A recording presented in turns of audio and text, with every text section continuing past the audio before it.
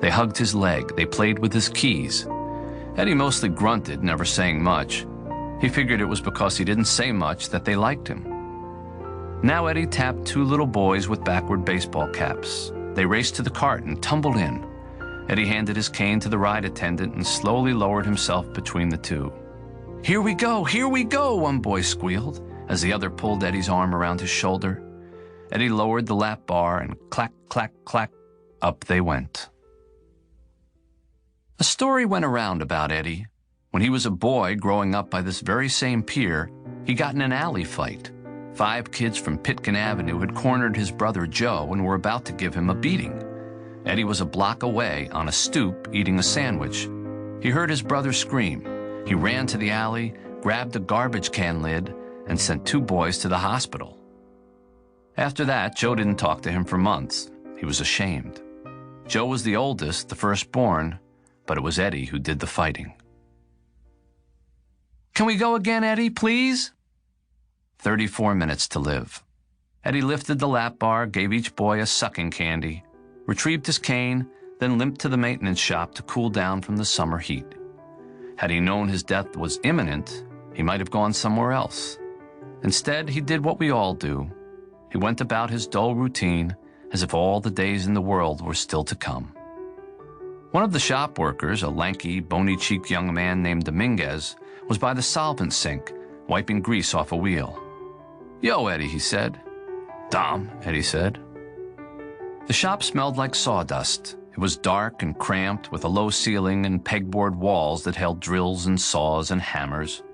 Skeleton parts of fun park rides were everywhere. Compressors, engines, belts, light bulbs, the top of a pirate's head.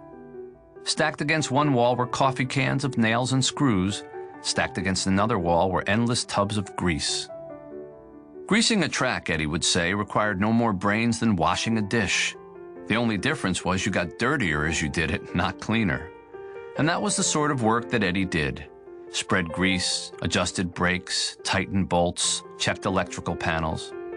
Many times he had longed to leave this place, find different work, build another kind of life. But the war came. His plans never worked out.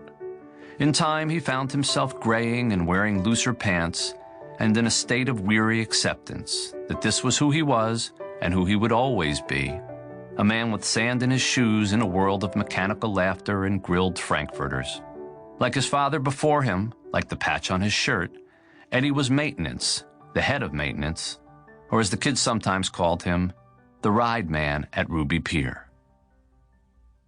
30 minutes left.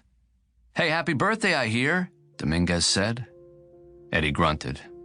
"No party or nothing?" Eddie looked at him as if he were crazy. For a moment he thought how strange it was to be growing old in a place that smelled of cotton candy. "Well, remember, Eddie, I'm off next week starting Monday. Going to Mexico." Eddie nodded and Dominguez did a little dance. "Me and Teresa gonna see the whole family. Party!" He stopped dancing when he noticed Eddie staring. "You ever been?" Dominguez said. "Been?" "To Mexico." Eddie exhaled through his nose. "Kid, I never been anywhere I wasn't shipped to with a rifle." He watched Dominguez return to the sink. He thought for a moment, then he took a small wad of bills from his pocket and removed the only 20s he had, 2 of them. He held them out. "Get your wife something nice," Eddie said. Dominguez regarded the money, broke into a huge smile, and said, "Come on, man, you sure?" Eddie pushed the money into Dominguez's palm. Then he walked out back to the storage area. A small fishing hole had been cut into the boardwalk planks years ago, and Eddie lifted the plastic cap. He tugged on a nylon line that dropped 80 feet to the sea. A piece of bologna was still attached. "We catch anything?" Dominguez yelled. "Tell me we caught something." Eddie wondered how the guy could be so optimistic. There was never anything on that line. "One day," Dominguez yelled, "we're gonna get a halibut." "Yep," Eddie mumbled, although he knew you could never pull a fish that big through a hole that small. 26 minutes to live. Eddie crossed the boardwalk to the south end. Business was slow. The girl behind the taffy counter was leaning on her elbows, popping her gum. Once Ruby...